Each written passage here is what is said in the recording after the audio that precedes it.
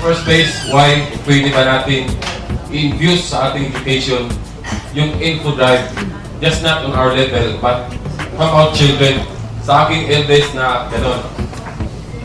Ang ano daw sa eskwelahan, yung proper teaching na bawal magsigarilyo. Bakit ako nakita niyang manigarilyo? On that day on from now, I quit smoking. So, nakita natin ang how importante yung education value in the early stage of our children.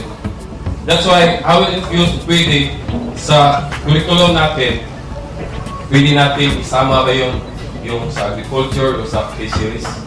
Pwede po, maganda pong suggestion po yan. Magandang suggestion po yan.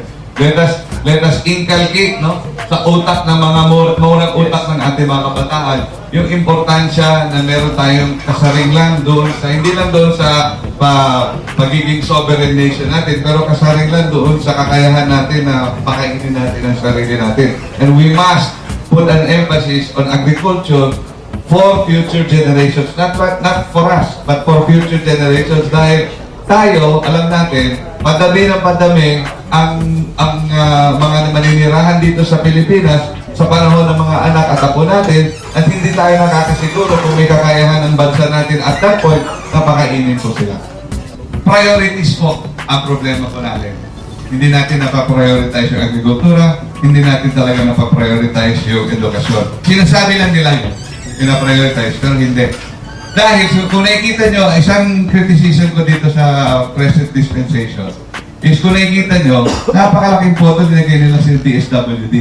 Ngunit, kailangan doon specific at focused yung paggagamit ng pondo na yun. Meron silang 21 billion.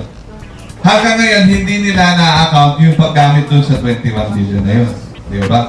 May hiningi silang karagdagan 2 billion para doon, idagdag doon sa pondo na nasa DSWD para gamitin ulit sa kanilang mga social programs. Pero hanggang ngayon, hindi pa nila na-identify kung saan nila gagamitin yun.